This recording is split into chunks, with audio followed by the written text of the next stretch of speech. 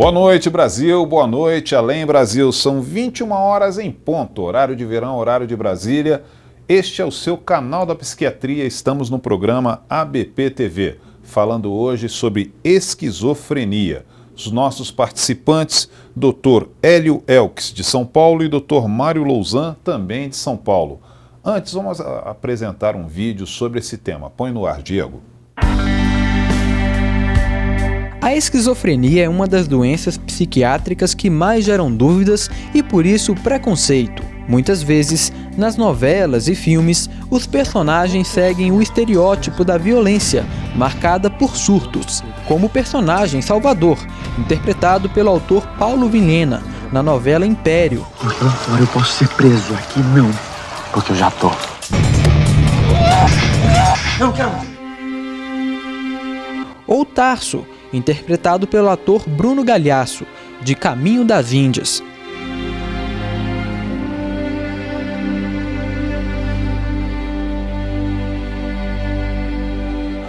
Mas também existem bons exemplos como o filme Uma Mente Brilhante, que conta a história de John Nash, prêmio Nobel de Matemática, diagnosticado com esquizofrenia.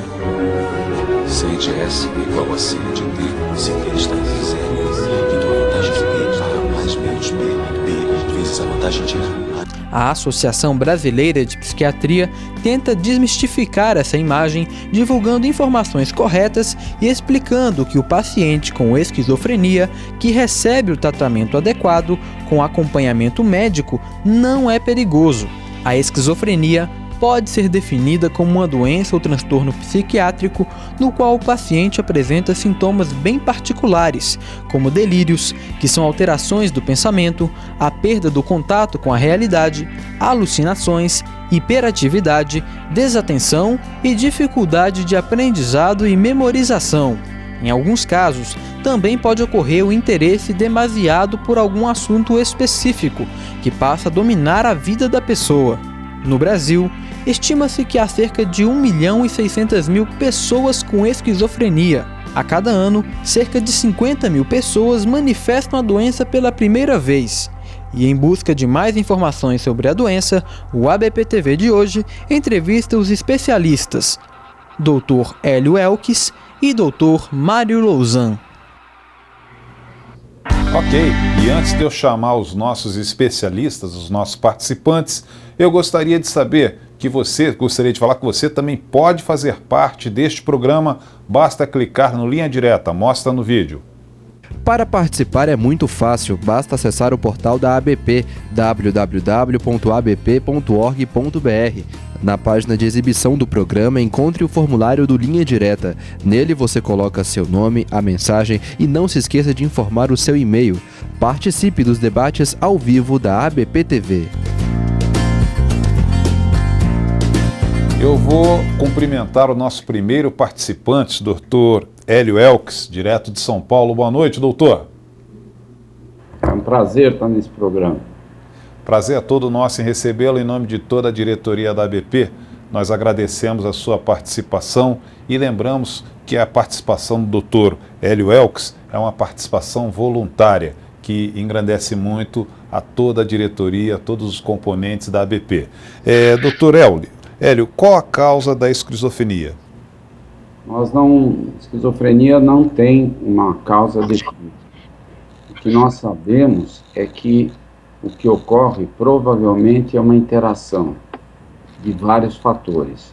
Há fatores genéticos, não há um gene da esquizofrenia bem definido, há fatores ambientais, que, por exemplo, o uso de drogas pode desencadear a esquizofrenia, fatores estressantes podem desencadear a esquizofrenia. Então, hoje se pensa como se, assim, de uma interação entre fatores genéticos e fatores ambientais. Dá um exemplo que ficou clássico, é o caso, por exemplo, a esquizofrenia se deve a uma hiperatividade do sistema dopaminérgico, sobretudo quando interferem certos genes, como é o caso do gene da catecol-ortometiltransferase. em que tem dois alelos, o alelo VAL e o alelo MET. E a maconha, quer dizer, se o paciente tem dois alelos VAL, ele tem mais chance de desenvolver, se ele fumar maconha, de desenvolver esquizofrenia, do que se ele tiver dois alelos MET. Então, esse é um bom exemplo do que acontece, quer dizer, as pessoas fumam maconha, porque como elas desenvolvem, outras não, porque existe um fator genético predisponente. Ok, muito obrigado, Dr. Hélio Elks, direto de São Paulo. Eu vou querer agora a conexão, Diego, com o Dr. Mário Louzan, que também está em São Paulo. Boa noite, Dr. Mário, tudo bem? Boa noite, como vai? Boa noite aos nossos telespectadores. Em nome da ABP, eu agradeço aqui também a sua participação, lembrando também aos internautas que a participação também do Dr. Mário Louzan, a participação voluntária, o que muito enobrece a ABP. Doutor Mário, a pergunta é o seguinte: como se diagnostica a esquizofrenia? Bom, o diagnóstico da esquizofrenia é feito fundamentalmente pela história clínica do paciente. Existem uma série de sintomas e sinais que a gente leva em consideração, e quando a gente faz a anamnese, na história que a gente tira do paciente ou com os familiares, você tem classicamente sintomas como alucinação, delírio, alterações do comportamento, desorganização do pensamento, esses sintomas principalmente na fase aguda da doença.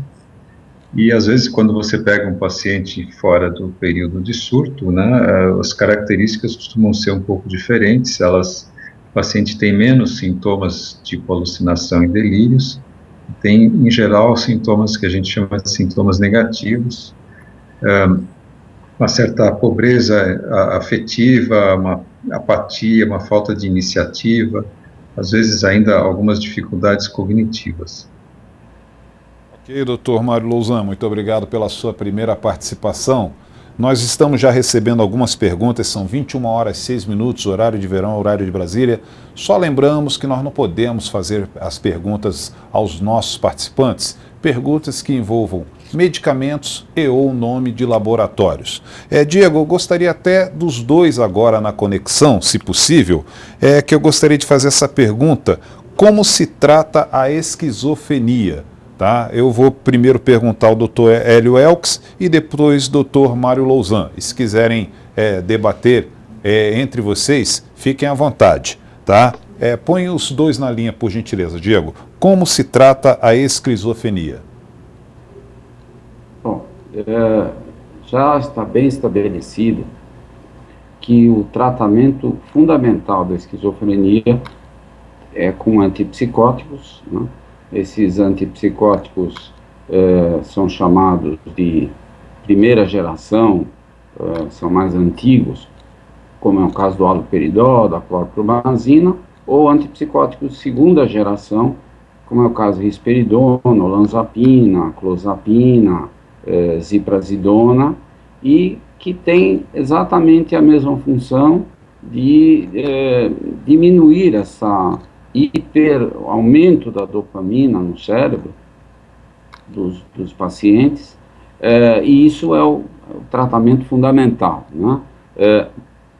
Esses antipsicóticos também têm uma ação sobre alguns dos sintomas que o Dr. Mário mencionou, que é o caso dos sintomas negativos, também sobre os sintomas depressivos, mas fundamentalmente sobre os sintomas psicóticos, que são vamos dizer assim, os sintomas, pelo menos, mais importantes na fase aguda da doença, né?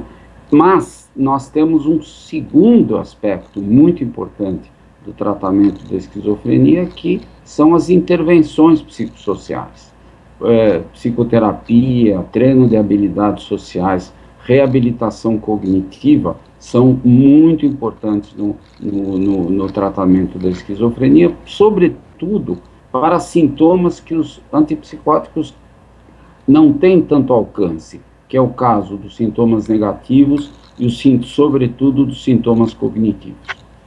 Ok, doutor Hélio, o senhor gostaria de acrescentar mais alguma coisa nessa resposta? Como se trata a esquizofrenia? Mário continuasse. Eu acho que a resposta do Hélio, obviamente, está extremamente correta. Eu só queria colocar um pouco em perspectiva esses tratamentos. O curso da esquizofrenia, tipicamente, é uma doença que acontece com períodos de surto agudo, onde os sintomas chamados positivos, né, delírios, alucinações, desorganização do pensamento, agitação, são mais proeminentes, e uma fase onde os pacientes têm, digamos, os sintomas são menos intensos, né? Você controla a fase aguda com os antipsicóticos e depois você faz um período chamado tratamento de manutenção, onde o paciente continua tomando os medicamentos, mas já com os sintomas controlados para evitar uma nova crise. Então, a indicação dos antipsicóticos, né, e das abordagens psicossociais, ela é fundamental nas duas fases da doença, seja para controlar o quadro agudo, seja no tratamento de manutenção para evitar novos surtos psicóticos. E, simultaneamente, as abordagens psicossociais para ajudar o paciente na reintegração familiar e social. Um outro aspecto importante, já que estamos falando de tratamento da esquizofrenia, o tratamento da esquizofrenia não se limita ao tratamento do paciente, né? Muito frequentemente a gente intervém também pelo menos com um programa psicoeducacional para os familiares que chegam para a gente, em geral, muito perdidos e muito assustados com o diagnóstico de esquizofrenia, e que precisam de toda uma abordagem para compreender a doença, compreender aquela pessoa com quem eles convivem, quais são as características da doença, e assim por diante. Então, é um tratamento que muito frequentemente, ou quase sempre, envolve não só o paciente, mas também os familiares. Doutor Mário, por favor, continue na conexão, até para responder ao Luiz Eduardo Souza. Ele pergunta se a esquizofrenia refratária deve ser tratada com ECT. Bom, vamos começar então pela definição de esquizofrenia refratária. Quando a gente trata um paciente com antipsicóticos, uma parte deles responde bem aos antipsicóticos, tem uma boa melhora dos sintomas, mas cerca de 1/4 a 1/3 dos pacientes não tem uma resposta satisfatória aos tratamentos antipsicóticos. A gente testa um antipsicótico, depois um segundo antipsicótico, e vê o quanto o paciente melhora com essas medicações. Não havendo melhora após o uso de 2 antipsicóticos, você tem o que nós chamamos de um quadro refratário. Existe aí a indicação clássica de você tratar esses pacientes refratários com a clozapina. Aí, ainda vai haver uma porcentagem de pacientes que responde à clozapina, que tem uma boa melhora com a clozapina, e um percentual de pacientes que não melhora com a clozapina e que são chamados de superrefratários. Quando a gente chega nessa etapa do tratamento dos pacientes superrefratários, as evidências científicas de resposta aos diferentes tratamentos já são menores. Nós temos menos evidências de medicações que tenham um impacto muito grande. E também temos relativamente poucas evidências em relação ao tratamento com ECT. Eu vou passar para o Hélio, porque eu tenho certeza que ele quer comentar esse assunto também. Ok, doutor Hélio, fique à vontade. Não, sem dúvida. Mário já falou a maior parte, né, das coisas mais importantes. O termo esquizofrenia refratária tornou-se assim, usado de forma assim, inadequada. Recentemente uma paciente minha dizia assim, entendia que refratário era igual aquela história do Pirex, coisas assim, porque quando é utilizado, quer dizer, no fogo, etc., no sentido de resistente. E aí depende de uma definição, é isso que o Mário colocou muito bem, né? Então, o termo usado, refratário, dizer qualquer coisa que não responde bem deve ser ECT, ou deve ser estimulação magnética transcraniana. Não, esses são tratamentos complementares. A esquizofrenia refratária, ela é justamente definida assim como foi o Dr. Mário colocou, exatamente assim, dessa maneira. Quando 2 antipsicóticos falham, nós vamos para a clozapina. E quando com a clozapina já não há uma boa resposta, aí sim é o lugar do ECT. Ocorre que o ECT tem muito poucos estudos ainda mostrando se realmente ele é eficaz. Foi feito um trabalho que foi publicado no American Journal, saiu o ano passado, mostrando que o ECT é mais eficaz que o tratamento usual. Mas nós fizemos um trabalho aqui no Instituto de Psiquiatria do ECT versus ECT placebo, ou ECT sham, que nós não encontramos diferença.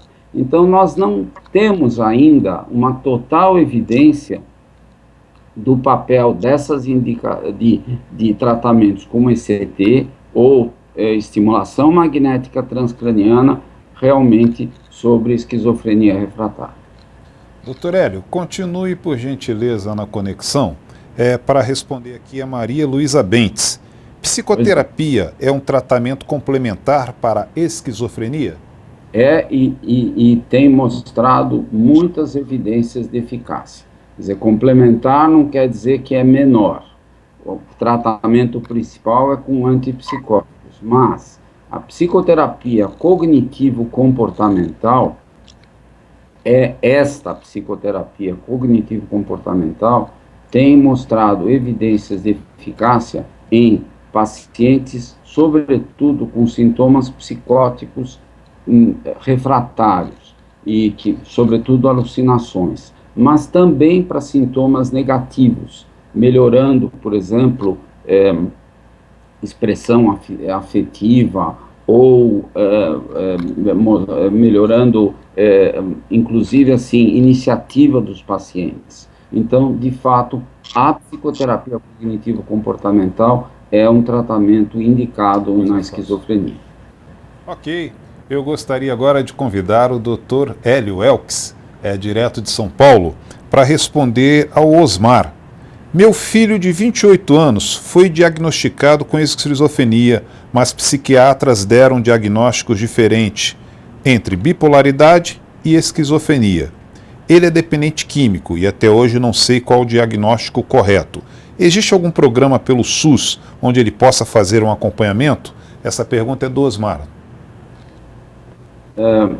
Osmar, realmente, em primeiro lugar, há uma série de sintomas que nós chamamos são comórbidos na esquizofrenia. Geralmente, o diagnóstico não é fácil e é muito comum que no início da esquizofrenia os sintomas possam se apresentar, por exemplo, com sintomas da esquizofrenia com sintomas afetivos.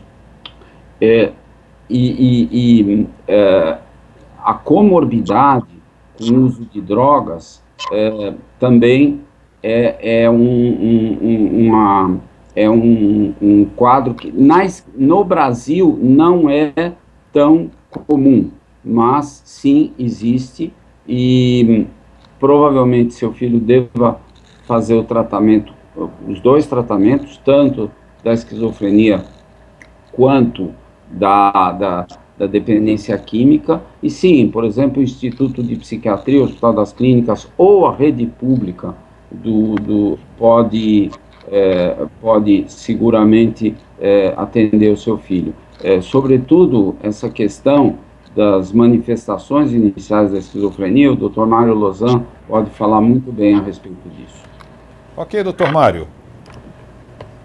Então, complementando um pouquinho isso que o Hélio falou, né, de fato, no começo da doença, né, os primeiros sintomas, às vezes antes do primeiro episódio psicótico, é muitas vezes difícil discriminar qual é o diagnóstico exato, né? Como o nosso diagnóstico é um diagnóstico clínico, nós não temos exames laboratoriais, nós não temos nenhum tipo de método que permita fechar um diagnóstico, às vezes o paciente no primeiro episódio ou nos primeiros anos de doença, ele oscila um pouco entre sintomas psicóticos, às vezes apresentando alterações de humor, e de fato o diagnóstico fica muito difícil de ser estabelecido assim com uma certeza de 100%.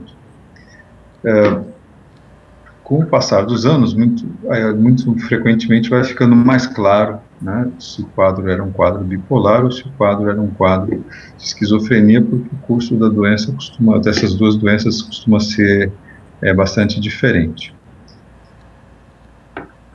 De todo modo, talvez mais importante aí até do que ter um nome, né, para essa doença, eu acho que o mais importante é o tratamento, né, seja um transtorno bipolar, seja um quadro de esquizofrenia.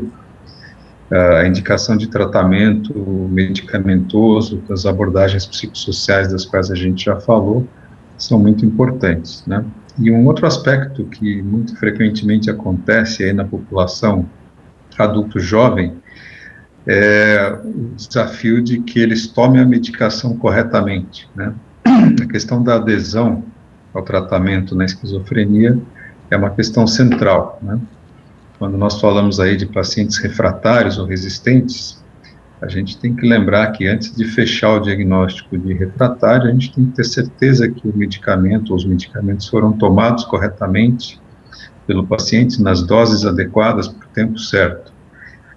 E sabendo que os pacientes têm uma tendência muito grande a não tomar a medicação ou não tomá-la corretamente, esse é um ponto que eu acho que tem que estar sempre, o psiquiatra tem que estar sempre alerta, e faz parte do nosso trabalho também ensinar a família a ficar alerta a esse ponto, né?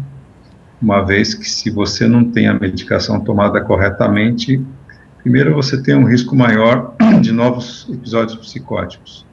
Segundo, você nunca sabe direito se esse novo episódio aconteceu porque o paciente não tomava a medicação correta, de forma correta, ou se de fato ele é um refratário que aquela medicação não está funcionando para ele.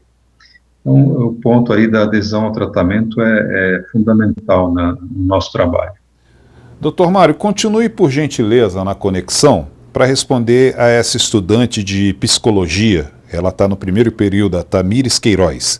Gostaria de saber se em caso de um portador da esquizofrenia rejeitar o tratamento, sua internação pode ser feita involuntariamente. Como os familiares devem agir diante de semelhante situação? Ela parabeniza o programa, acha também que os nossos participantes estão muito informativos e interessantes.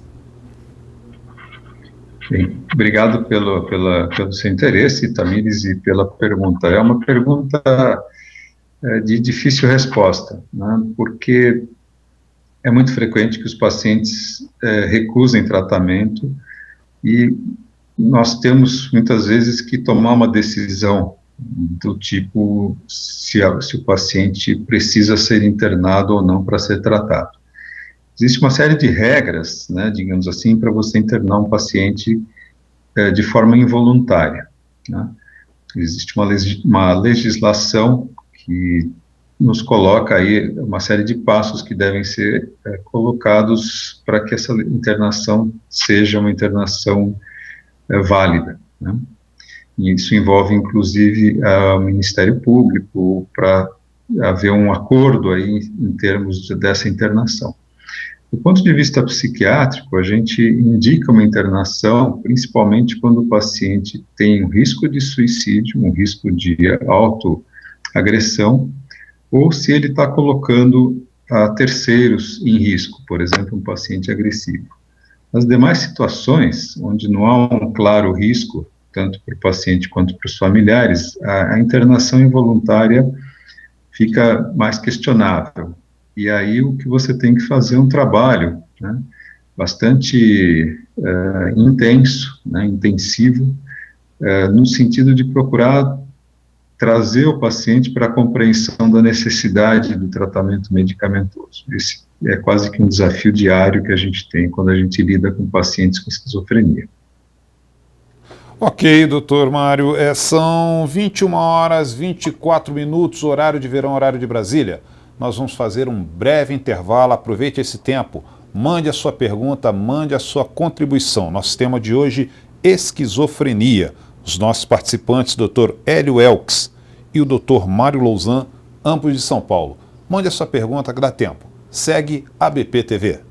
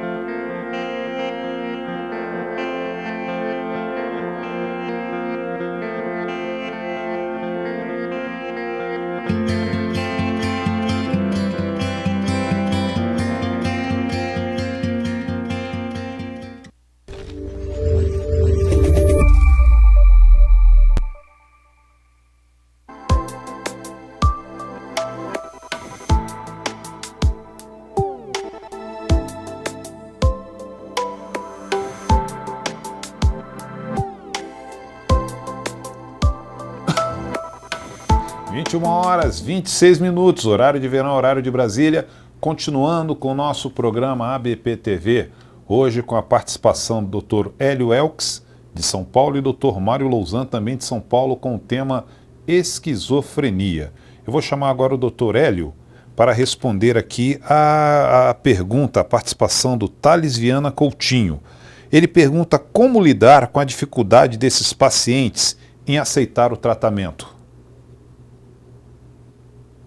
Isso também é uma pergunta que tem complexa, que tem vários aspectos, né? A questão do insight, compreensão da esquizofrenia, aliás, o Dr. Mário tem trabalhos nessa área, é realmente um aspecto fundamental. E para isso, justamente, nós temos que orientar a família, orientar o paciente e procurar ele entender a natureza da doença.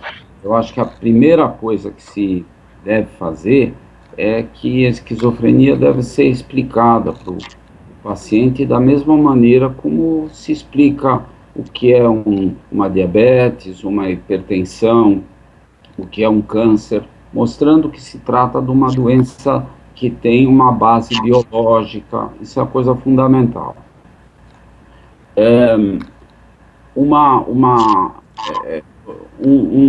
Muitos pacientes, no entanto, não conseguem compreender, tem o chamado insight da doença. Então, juntando esta pergunta com a pergunta anterior, nós temos a situação de que às vezes o paciente não aceita o tratamento, mas não necessariamente por isso ele precisa ser internado, ou ele não adere ao tratamento, mas não necessariamente ele deve ser internado. Então, para isso, nós usamos, por exemplo, em primeiro lugar, sempre orientação da família, orientação é fundamental nesse aspecto, mas nós usamos os antipsicóticos de depósito. Por quê? Porque os antipsicóticos de depósito permitem com que pacientes que não tenham adequada adesão ao tratamento recebam a medicação de forma periódica, por exemplo, mensalmente, através de uma injeção, e com isso ele se mantém medicado e, através de orientação familiar, psicoterapia, ele possa atingir um grau maior de compreensão da própria doença. Eu gostaria da participação do Dr. Mário também nesta questão, nessa pergunta do Thales. Pode ser, Dr. Mário? Sim. Dois aspectos que complementariam, de certa forma, o que o Hélio já colocou. O primeiro aspecto que a gente vê muito frequentemente, né, que é uma das facetas, né, da não aceitação do diagnóstico e não aceitação do tratamento, é o fato de que esquizofrenia é uma doença estigmatizada. As pessoas, digamos assim, aceitam ter um diagnóstico de transtorno de pânico, ou um diagnóstico de diabetes, ou um diagnóstico até de transtorno bipolar, mas tem uma resistência muito grande a aceitar a ideia de que o diagnóstico é esquizofrenia. Então, acho que um trabalho, inclusive, que a ABP tem também frisado muito, é a importância de se superar, né, de se tentar vencer o preconceito que existe em torno do nome esquizofrenia e da doença esquizofrenia. O segundo aspecto, que diz respeito aí mais especificamente à percepção de doença pelo paciente, né, o insight, muito frequentemente, no início da doença, no primeiro episódio, quando o paciente ainda tem uma recuperação muito boa e os sintomas melhoram completamente, você tem aí uma janela de oportunidade para trabalhar a questão do insight, a questão da compreensão da doença, né? À medida que o paciente vai ficando mais crônico, ou tem muitos surtos, ou evolui para um quadro mais grave, vai ficando mais difícil para ele ter uma compreensão, inclusive uma compreensão, digamos, em termos cognitivos, né, do que é a sua doença. E aí, obviamente, fica mais difícil de você trabalhar essa questão do insight, e aí, com isso, muito frequentemente a adesão aos tratamentos vai ficando pior. Doutor Mário, continuando a conexão para responder aqui a Viviane, ela pergunta se é comum eles variarem o humor e ter comportamento antissociais. Ela até cita um exemplo. Tem dia que cumprimentam os familiares, outros dias ignoram. Tratam melhor as pessoas não familiares. Não são exatamente sintomas da esquizofrenia, né? São comportamentos que talvez possam ser secundários, né? Eles, quando têm já sintomas chamados negativos, como apatia, esgotamento afetivo, uma indiferença em relação ao meio ambiente, né? Até certo isolamento, né? Um autismo, digamos assim, muito frequentemente eles se comportam, por exemplo, como se não tivesse ninguém à volta deles, ou como se, com uma certa indiferença, né? Eu não sei se é esse tipo de sintoma que a Viviane está se referindo, né? Mas não é, digamos, uma característica específica, né, dessa doença. Agora também o doutor Hélio na tela, deixa os dois, que chegou essa pergunta aqui do André, que eu acho que faz muita relação com essa pergunta da Viviane. O André pergunta: boa noite, gostaria de saber se há outras doenças psiquiátricas que podem ser confundidas com esquizofrenia. Sem dúvida, André. Eu queria, então, complementar o que o Mário falou anteriormente e juntar com essa pergunta. É o seguinte: um dos aspectos fundamentais da esquizofrenia é o comprometimento.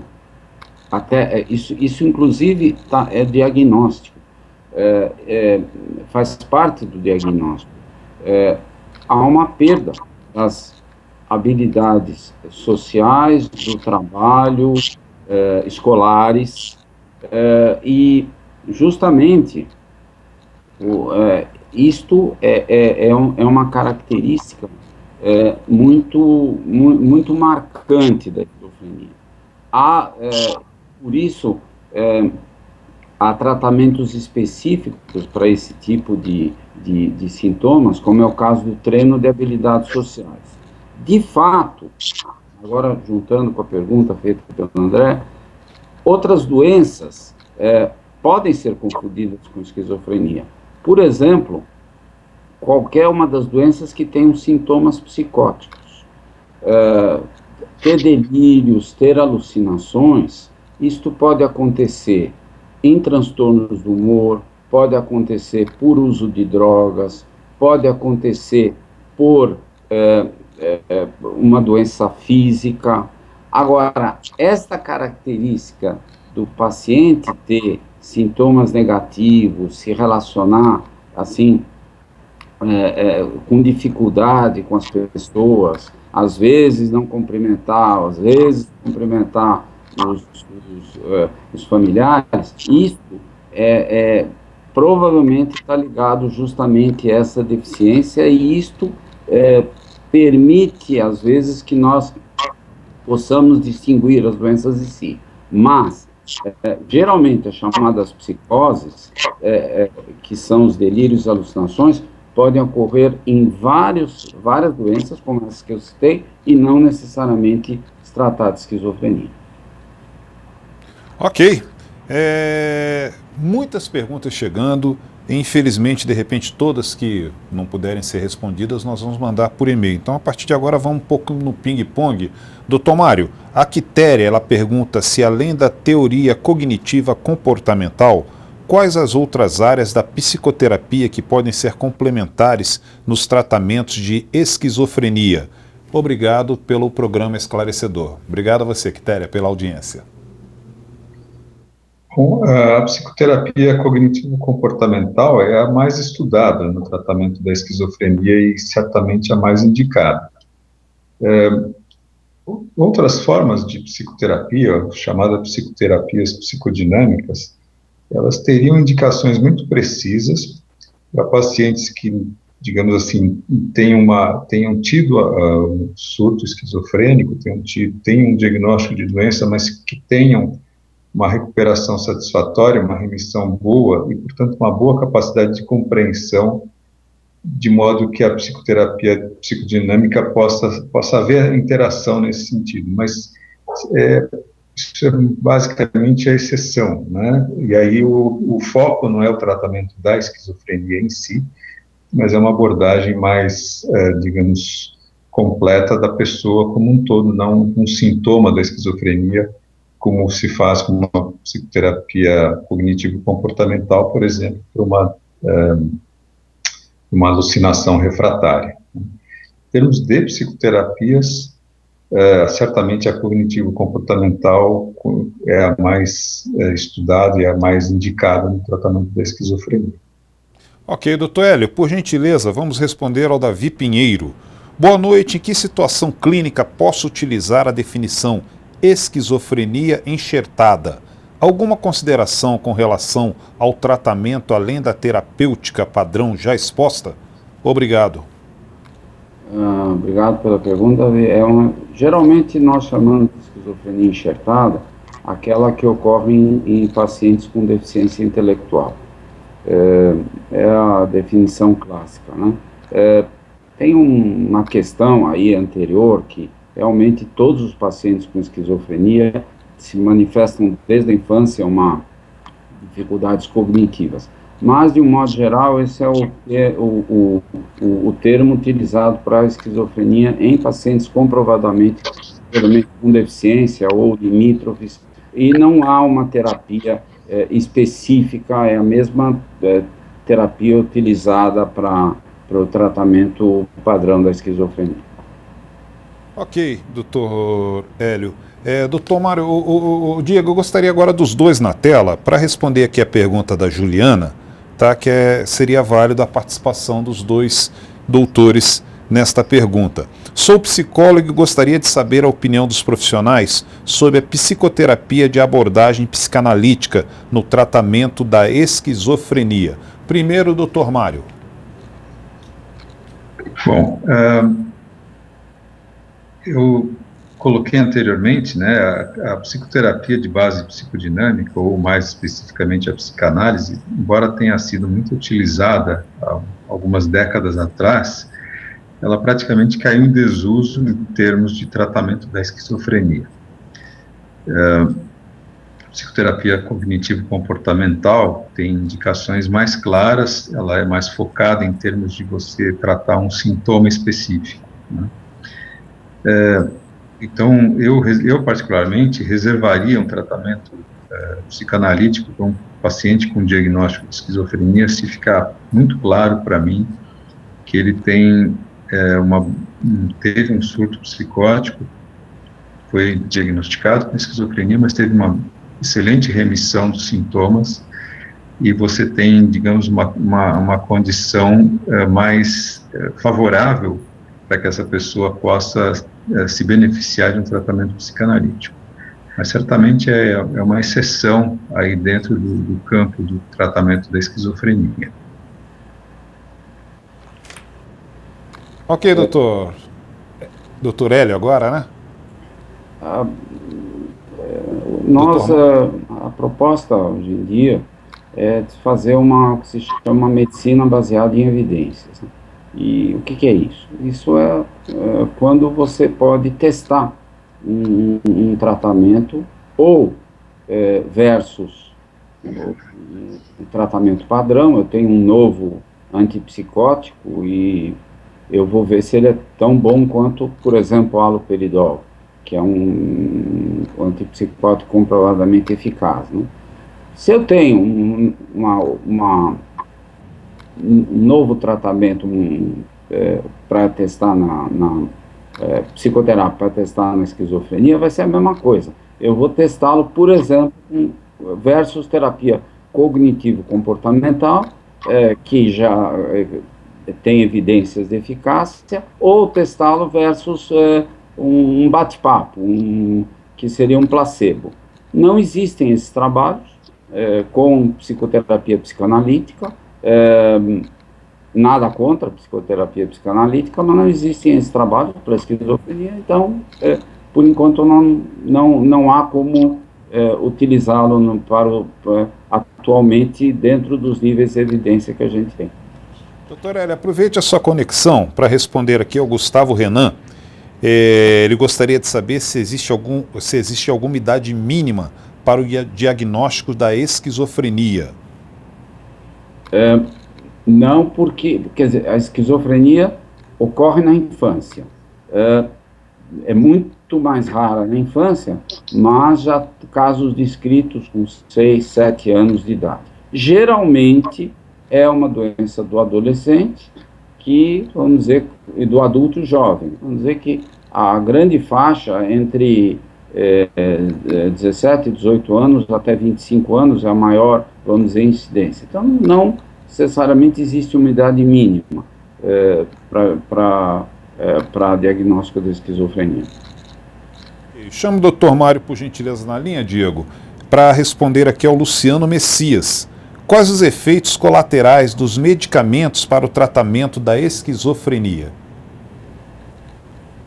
Bom, nós temos aí, basicamente, fazendo aí uma divisão entre os antipsicóticos, aqueles de primeira geração, que foram descobertos basicamente nas décadas de 50 e 60 do século passado, e os medicamentos de segunda geração, que surgiram aí a partir dos anos 90, a partir de 2000 e assim por diante.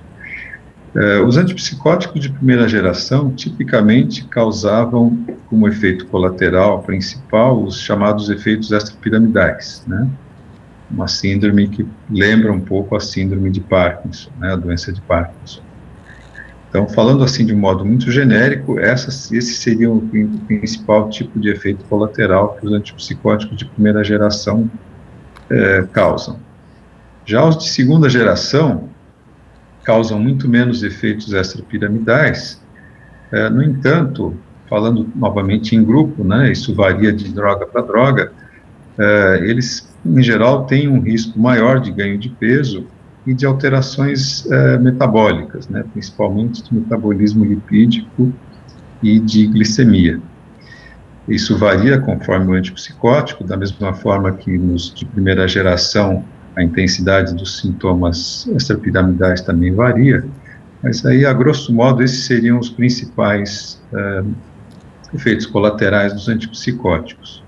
No caso dos de primeira geração, nós temos ainda o aumento de um hormônio chamado prolactina, e que os antipsicóticos de segunda geração, de modo geral, causam uma intensidade menor, uma intensidade menor. Então, a grosso modo, esses seriam aí os efeitos colaterais principais. Vou chamar agora o Dr. Hélio de novo na conexão para responder aqui a Anunciação Azevedo. Atualmente existem exames neurológicos que apontem que realmente o paciente é esquizofrênico, diferenciando de outros transtornos e mesmo de questões espirituais? Ela parabeniza pela participação dos doutores e pelo programa. Obrigado pela pergunta, Anunciação. Olha, não há nenhum exame que comprove esquizofrenia. O diagnóstico da esquizofrenia é essencialmente clínico. Nós temos critérios diagnósticos que já estão bem estabelecidos. Recentemente, agora foi publicado os critérios da Associação Psiquiátrica Americana, já da sua 5ª edição, que, como nas edições anteriores, tem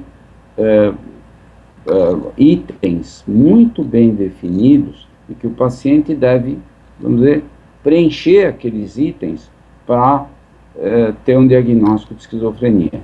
O Brasil adota a classificação internacional das doenças, a CID, está no 10, né, todo mundo conhece CID-10, ele vai para o 11, CID-11, aí nós vamos ter uma mudança, então nós vamos ver também como é que vai ser a diferença para o diagnóstico da esquizofrenia. Então não há nenhum exame complementar. Agora, algumas coisas nós conhecemos, por exemplo, nos exames de imagem, tomografia e ressonância, é mais comum que pacientes com esquizofrenia apresentam na dilatação na área dos ventrículos cerebrais, que é onde circula o líquido céfalo-raquidiano. Então, quando pacientes com esquizofrenia são comparados com pacientes controle, eles apresentam, por exemplo, uma probabilidade maior de apresentar esse tipo de alteração. É um exemplo, mas não é que nem você ter um exame para dizer se o paciente tem HIV positivo, você vai fazer um exame e dar isso aí. Como não existe também esse tipo de vamos dizer, teste para transtorno bipolar, para ansiedade, ou seja lá como for. Ok, eu gostaria agora da participação do Dr. Mário, respondendo a doutora Olim. É um aspecto importante aí da questão dos exames subsidiários, né? Nós não temos exames subsidiários para o diagnóstico da esquizofrenia, mas principalmente no primeiro episódio psicótico, a gente deve fazer aí um screening laboratorial e de neuroimagem para excluir outras doenças, né, que podem ter manifestações parecidas com a esquizofrenia, por exemplo, uma lesão cerebral, um tumor cerebral, alguma alteração metabólica. Então, os exames têm uma função primordial, principalmente no primeiro episódio psicótico, de diagnóstico diferencial. Isso. Seria, no caso, seria de exclusão, não de inclusão. Essa é a diferença. Ok. Agora eu gostaria, aproveita a conexão aqui do Dr. Mário, para responder aqui a pergunta se fatores ambientais colaboram para o aparecimento da doença. Sim, nós conhecemos já aí alguns fatores de riscos ambientais. O Hélio, no começo do programa, falou da questão da genética, então a gente pressupõe, no caso da esquizofrenia, que, pelo menos para uma boa parte dos pacientes, existe aí algum tipo de predisposição genética. Agora, a partir digamos assim, da concepção, né, essa criança, mesmo dentro do útero, ainda está correndo riscos, né, está exposta a riscos que podem aumentar a chance dela vir a ter esquizofrenia. Nós não usamos isso ainda como marcador para uma futura esquizofrenia, os dados não são suficientes, não tem essa precisão ainda, mas a gente sabe que problemas durante a gestação, problemas durante o parto, podem ser um fator de risco para a esquizofrenia. Então, na verdade, quando a gente fala de problemas ambientais, são problemas que estão relacionados desde o período aí do chamado neurodesenvolvimento, desenvolvimento, né, da estruturação do sistema nervoso central. Depois você vai tendo aí uma série de outros fatores ao longo da vida, né, e principalmente quando chega na adolescência, a gente sabe que o uso de drogas é um fator de risco importante aí, também no desencadeamento, no aumento do risco para a esquizofrenia. Nós conhecemos fatores outros que estão relacionados a estresse, por exemplo, migrantes, né? Nós sabemos que pessoas que migraram de um país para outro, às vezes de uma região para outra, têm um risco maior de desenvolver esquizofrenia. Outros fatores, como, por exemplo, a vida urbana, né, em comparação com a vida numa zona rural, estando numa área urbana, o risco é maior. Então, são todos fatores ambientais aí que, na verdade, vão se somando, né, e em um determinado momento rompe-se aí o equilíbrio e a doença é desencadeada. Ok, doutor Mário, eu gostaria agora... A participação do doutor Hélio, pode ser? Eu queria complementar o seguinte: nós entendemos hoje que a esquizofrenia é uma alteração do neurodesenvolvimento do cérebro. Então, esses fatores mencionados pelo Mário, exatamente assim, por exemplo, já se fez uma hipótese que os vírus, por exemplo, vírus contra infecções virais adquiridas durante a gravidez poderiam alterar a migração dos neurônios. Então, nós teríamos, então, nessas situações, e já se viu isso com uma gripe, a gripe asiática, que em 1957 atingiu uma parte do mundo, foi uma epidemia, que pacientes que tiveram essa gripe, em alguns lugares, mães que tiveram a gripe, tiveram depois uma frequência maior de crianças que foram depois desenvolver esquizofrenia. Então, novamente, é aquela ideia, existem fatores, entender basicamente que a esquizofrenia é uma doença do cérebro e que certos fatores predispõem, certos fatores são de risco, quer dizer, há algum comprometimento cerebral e um fator desencadeante. É importante entender isso. Ok, doutor Hélio, eu vou pedir também a participação dos dois, já são 21 horas e 52 minutos, diversas perguntas chegaram, infelizmente as que não puderam ser respondidas, a equipe da ABP vai responder via e-mail, mas eu gostaria que vocês participassem nesta pergunta da doutora Olímpia Dornelles. Boa noite, parabéns pela escolha do tema. A abordagem cognitiva para a esquizofrenia supõe que as pessoas com esquizofrenia realmente têm experiências sensoriais diferentes das dos indivíduos normais.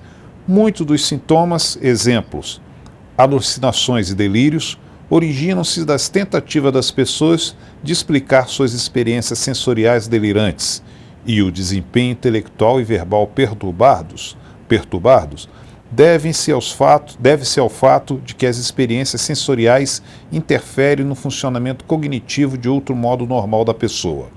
Qual seria a observação psiquiátrica preditiva para o desenvolvimento da esquizofrenia nesses casos? Obrigado e obrigado pela participação, doutora Olímpia. Por gentileza, então, doutor Hélio, o senhor pode começar respondendo e eu gostaria também da participação do doutor Mário Louzan. Doutora Dornelles, né, que fez essa pergunta muito interessante. Realmente, assim, essas teorias de como se originam os delírios, por exemplo, se você tem alterações de pensamento antes e que geram alucinações, ao contrário, que são experiências sensoriais que geram os delírios, o que nós sabemos é que existe uma associação. Geralmente, quando você tem delírios, você tem alucinação, mas uma associação não quer dizer causa, uma não quer dizer que causa a outra. É verdade que os processos cognitivos dos pacientes com esquizofrenia estão muito alterados. Por isso é que uma das importantíssimas áreas de atuação atualmente, de tratamento, é justamente a reabilitação cognitiva. É muito possível que experiências sensoriais diferentes, processadas por um cérebro cuja cognição está alterada, gerem delírios. Há uma teoria nesse sentido, que é a teoria da saliência aberrante.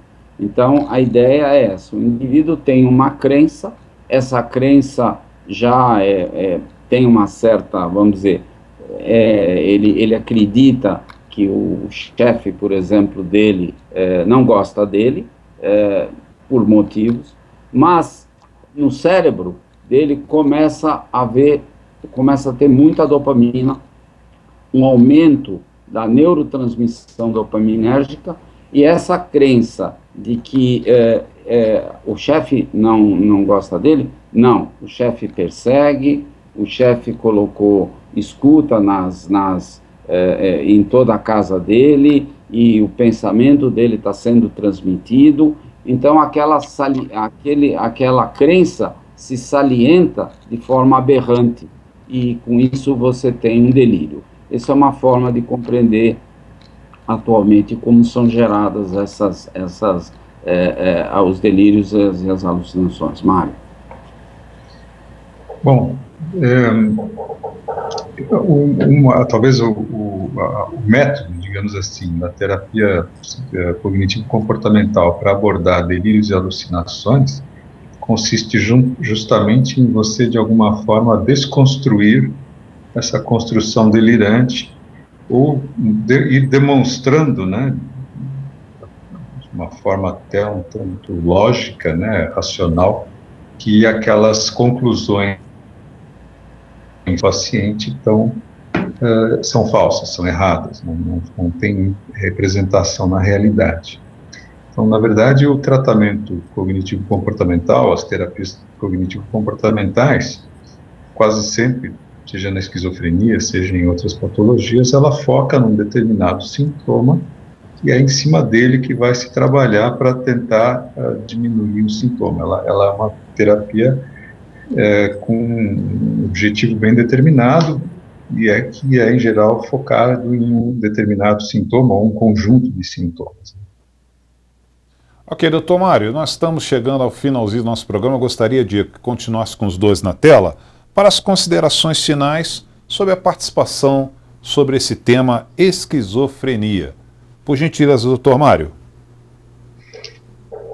Olha, eu acho que o ponto principal para a gente discutir esquizofrenia, né, em termos mais amplos, né, em termos de sociedade, é justamente vencer o preconceito, né? Eu acho que são programas como esse, né, de hoje, onde você tem aí uma abertura para que todas as pessoas possam participar, é fundamental, porque talvez um dos grandes desafios, né, de você lidar com a esquizofrenia na sociedade, né, qualquer sociedade, não é uma coisa exclusiva da sociedade brasileira, está justamente na superação desse preconceito e de todos os estigmas que giram em torno da esquizofrenia.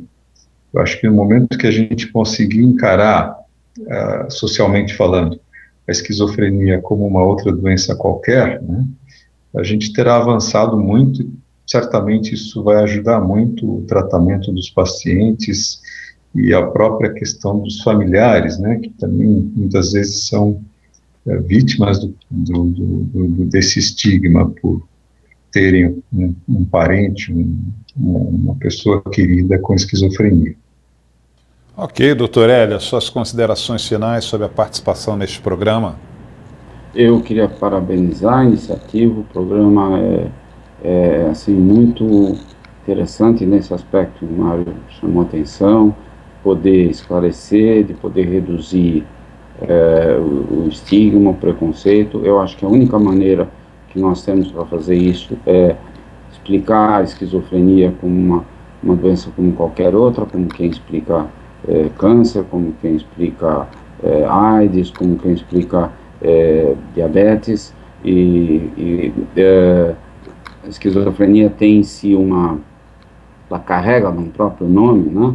É só ver qualquer coisa, olha, qualquer coisa que acontece que represente cisão, falado, isso é esquizofrênico, coisas do gênero. Ninguém fala isso, puxa, isso é cardíaco, isso é diabético. As pessoas falam dessa maneira, e isso traz muito preconceito, as pessoas preferem não aceitam, e com razão, por causa do estigma, e nós temos que nos aprofundar dessa maneira, procurando desmistificar a doença da maneira